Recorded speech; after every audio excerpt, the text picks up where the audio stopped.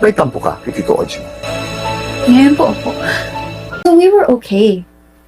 So I don't understand why he is choosing to fight me. It feels like he's trying to fight me or trying to ruin me when I never said a single bad thing about him. Because he's saying so many things that are untrue. Like? Like for the past 2 years, hindi po siya kumukuha ng commission.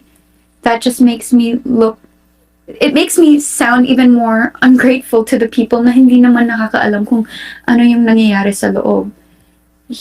He's calling me ungrateful when he knows very well how grateful I was to ABS-CBN na kahit wala akong kontrata sa kanila, I was doing so much work for them. I was supporting them.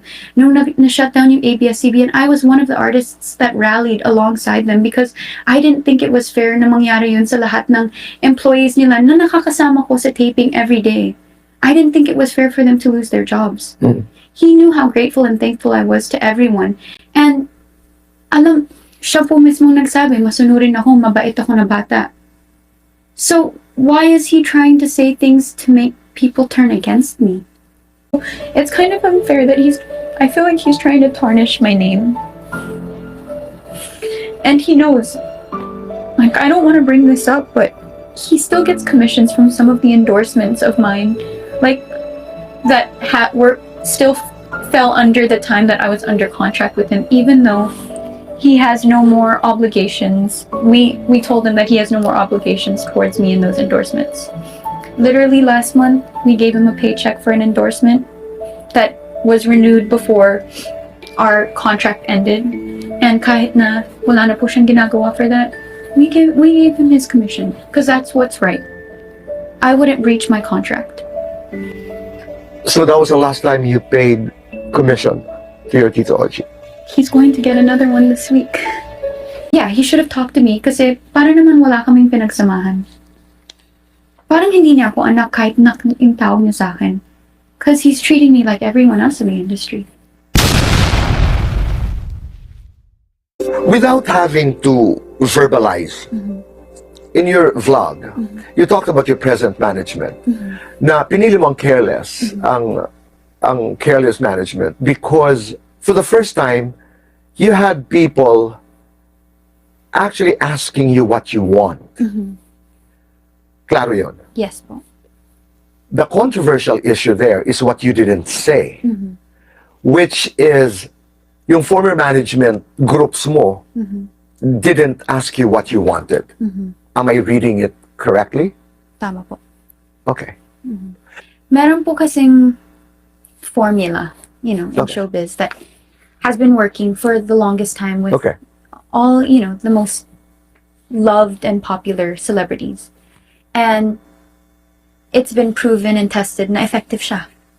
And that's why the management always knew what's best. They were always presenting. We had this thing called brand essence, where top researchers from the company would do an analysis of the essence of our being. And that would be presented to us. We think, and in that essence, basically, ang sinasabi nila, sa tingin namin, dapat ito yung mga gawin mo. Dapat ganito lang yung mga sabihin mo. Dapat ito yung advocacy mo. Dapat, what works best for our branding and why people love us. They give us a whole analysis and report on that. It was always just presented to me, and I wasn't asked if this is what I wanted because it was the standard. It was what was being given to everyone. Did you disagree with your brand essence? Hindi po. Kasi, again, wala namang mali dun sa brand essence na yun. Walang mali, and it actually helped me. It helped me become the Liza Soberano that everybody knows and loves. But what was your wish in the context of the brand essence? That it could have been a collaborative process. That it could have been a process na uupo kami and they ask me, how do you want to be known? Who do you want to be? Where do you want to go? Let's go to a talk about money. Kasi napapag-usapan ito ngayon. I've read that, ano ba talaga, who were your managers? I mean, let's not talk about your present management setup. Dati, sino bang managers mo? Tito Ogie, Tita Joni, she's my dad's cousin, first cousin, and Star Magic. Can you talk about commissions para klaro lamang? I mean, is it okay?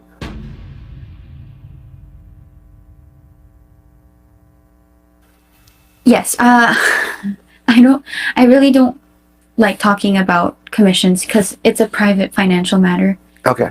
And No, let me explain where I'm coming from. May nabasa ko na nagpapaliwanag na 40% hindi naman daw, 20% lang. May mga, I saw a post. So it's something that has become public. yeah. That's where I'm coming from. I'm sorry. Yes. No, Okay, no, go no, ahead. it's okay. Yes, nakita ko din po yun sa Twitter. I think people were accusing Tito Ogie of taking 40% from me. I want to clarify na hindi din po yun totoo. It started off, so I started with him at 12.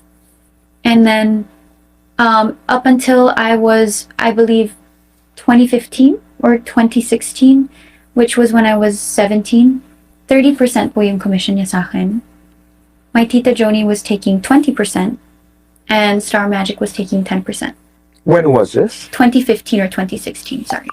From the time it started until about 2015. So, pwede kong ulitin, 30% si Ogie, 20% si Tita Johnny, Yes. and 10% ang Star Magic. That's 60%. Ang 40% napupunta sa iyo. Was for me. And then, But what happened? eventually, because I also pay U.S. taxes alongside my Philippine taxes because I'm a U.S. citizen and a Filipino citizen. So my total take home was around 30%. And so my tita Joni started feeling bad for me that was the situation. So nag-usap po sila ni Tito Ogie na bawasan na lang yung commissions nila for me because they felt like I deserved more since I was putting in a lot of work. And so eventually naging 20% na lang po si Tito Ogie. And si Tita Joni naging 15%. Tas yung bawas niya was after Tito Ogie would take his commission. And Star Magic. And Star Magic was still at 10%. Pero ang Star Magic po, hindi kumukuha ng commission if it's money coming from ABS-CBN. So, ang money po galing sa teleseries, sa movies, hindi po sila kumukuha ng commission. It's just from endorsements. You never complained. I never complained because yun po ang nasa kontrata. And you felt it was fair. Yes. Do you have a better financial arrangement than Careless? Yes. Because? Because my only manager right now in the Philippines is Careless, and they're taking the same amount that Tito Ogie was taking, and I have no one else taking anything from me. So my total take home now is 80%, which I think is fair. Before, my original setup when I was taking home 40% without minusing the taxes and everything, I honestly felt that was a little unfair. Kaya napag-usapan yung bringing down the percentages because yes, they were working for me. Marami din pong ginagawa. Si Tita Joni, she served as my RM/PA at the time. So, siya po talaga nag-a-assist po sa akin sa taping, sa lahat ng schedule ko, kasama ko siya. And, nung una, ang gusto niyang mabawasan si Tito Ogie because hindi po siya pumupunta sa taping, hindi po siya pumupunta sa endorsement shoots. He would book the jobs for me. He was negotiating. He was negotiating. So she felt it was fair for him to lessen his commissions. But then they ultimately agreed na pareho na lang sila. At napag-usapan ito ng mabuti. Napag-usapan po ng mabuti. Oo. And that carried out from 2015 till present. Alright. Nabasa ko rin na in the last 2 years, correct me if I'm wrong, ay hindi na kumukolekta ng komisyon si Tito Ogie mo. Is that right? Is that wrong? It's not right. That's incorrect. So, hindi totoo ang balitang ito. It actually hurts me that he's making up those lies about me because... Sorry.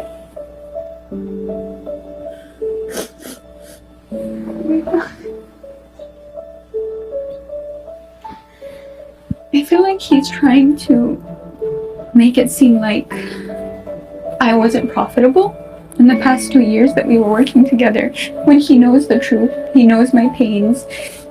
He knows the things that I felt were things that were mishandled and stuff like that. So it's kind of unfair that I feel like he's trying to tarnish my name. And he knows. Like, I don't want to bring this up, but he still gets commissions from some of the endorsements of mine. Like, that were still fell under the time that I was under contract with him, even though he has no more obligations. We told him that he has no more obligations towards me in those endorsements. Literally last month, we gave him a paycheck for an endorsement that was renewed before our contract ended. And kahit na wala na po siyang ginagawa for that, we gave him his commission because that's what's right. I wouldn't breach my contract. So that was the last time you paid commission to your Tito Ogie? He's going to get another one this week. Okay. I'm sorry to have asked you that question. Yeah, it's okay. I'm sorry. May tampo ka kay Tito Ogie. Ngayon po. Explain that. Ipaliwanag mo sa akin. Because natapos naman po yung kontrata namin ng tama, ng maayos, ng hindi po kami magkaaway. Super nagkakaintindihan po kami. Ang pagkakaintindi ko po, suportado siya sa lahat ng gusto ko. Ako din naman po, ganun towards him. Nag-usap kayo ng maayos. Nag-usap po ako, nagpaliwanag po ako ng maayos. 5 months before my contract ended with him, dahil nababring up na po niya, like in passing, na kung magre-renew ka na sa akin, ganito na lang yung commission na kukunin ko sa'yo. I felt out of respect that I needed to let him know what my plans were. And I told him, nang maayos, nilinaw ko sa kanya, Tito Ogie, I'm grateful for you. I'm so thankful for everything that I've achieved and experienced because of you and your guidance, and I will forever hold in my heart the lessons that you have taught me. It will forever be a part of me. Sinabi ko yun sa text ko sa kanya. 5 months before your contract ended. Yes. And then? And sinabi ko sa kanya, but by the time that our contract ends, hindi na po ako magre-renew. And in-explain ko kung bakit. Sinabi ko, we've been working together for 11 years now. I was signed to a 10-year contract with him. And not for anything. It's not because I didn't like yung pinagsamahan namin. Hindi po ako naging masaya sa career ko. It's because I want growth. And I believe that I can find that by working with other people, by learning things from other people as well, by taking on new experiences. And super, like, nung una natakot po ako sabihin sa kanya yun kasi I didn't know kung paano niya ita-take yun. Pero yung response niya towards that message was very good. He was very supportive and very understanding. So, ngayon, nagtataka po ako sa kanya kasi even a few weeks ago, before ko ni-release po yung vlog ko, actually nung linackout ko yung social media ko, nag-message pa po siya sa akin, parang sabi niya, Nak, may tumutulong na ba sa'yo to get your social media accounts back? Kasi akala niya na-hack ako. So we were okay. So I don't understand why he is choosing to fight me. It feels like he's trying to fight me or trying to ruin me when I never said a single bad thing about him. But why do you say he is fighting you or trying to ruin you? Because he's saying so many things that are untrue. Like? Like for the past 2 years, hindi po siya kumukuha ng commission. That just makes me it makes me sound even more ungrateful to the people na hindi naman nakakaalam kung ano yung nangyayari sa loob. He's calling me ungrateful when he knows very well how grateful I was to ABS-CBN na kahit wala akong kontrata sa kanila, I was doing so much work for them. I was supporting them. Nung na-shut down yung ABS-CBN, I was one of the artists that rallied alongside them because I didn't think it was fair na mangyari yun sa lahat ng employees nila na nakakasama ko sa taping every day. I didn't think it was fair for them to lose their jobs. He knew how grateful and thankful I was to everyone. And siya po mismong nagsabi, masunurin ako, mabait ako na bata. So, why is he trying to say things to make people turn against me? Nobody has reached out. He didn't reach out to me. Why don't you reach out? When he messages me, I replied to him. But regarding this issue, he took things publicly without reaching out to me privately first. So I didn't feel the need to message him privately. That's where your pain is coming from. Yes. Mhm. And anak pa man din yung tawag niya sa akin. Gagawin niya ba yun sa mga anak niya? Would he have done that to his daughters? He has 5 daughters. Mhm. What do you want to say to him? Sana kinausap niya man lang ako. You know, because before naman, whenever we would have problems, we would talk it out. Dito, kung na-hurt siya sa mga sinabi ko, sana sinabi niya muna sa akin personally. Instead of treating me like everyone else in the industry that he talks about on his channels. Yeah, he should have talked to me kasi para naman wala kaming pinagsamahan. Parang hindi niya ako anak kahit yung tawag niya sa akin. Because he's treating me like everyone else in the industry. You wouldn't dare call him. I'm just not ready Okay. yet, right now. Because you are embarking on a fresh new journey, taking control of my life, exciting, terrifying, anxiety-filled, confusing, again from your vlog, but finally living my life. The big question, what if you fail? At least I tried. At least wala po akong regrets pagtanda ako na hindi ko man lang sinubukan to. I didn't give my all. I didn't give myself a chance to discover what it is that makes me happy, what I find fulfillment in. It's not that I wasn't happy in all those years that I was in a love team, all those years na nakatrabaho ko ang ABS, si Tito Ogie, si Ken. Those were some of the, I experienced some of the best things in life because of that. I achieved everything that I have now because of that. And I left it happy. I left it fulfilled, but that doesn't mean I can't want more. It doesn't mean that people don't change and want growth and want new experiences. I get it. May mga susunod kang proyekto sa Hollywood? Hopefully. I've been auditioning for a lot of different things. Is it true that just getting auditions is really tough? Getting auditions isn't As tough? It isn't as tough, actually getting the the different audition pieces. Okay. Getting casted for something is tough because you're competing against The so many world. other people in the world. Yeah. Mhm. Okay. But are you okay? I mean, you're coming from a place of privilege. You're coming from, you're a superstar here. Yes. And then you go the rounds of auditions. I mean, is it difficult? Mahirap, pero gusto ko. Okay. I like challenging myself. I love na andun ako. Nobody is treating me with privilege. No one cares about the success Okay. that I have over And you like here. that? I like that. Okay. Last question. After everything has been said and done, after the noise, it's just been so noisy the past weeks.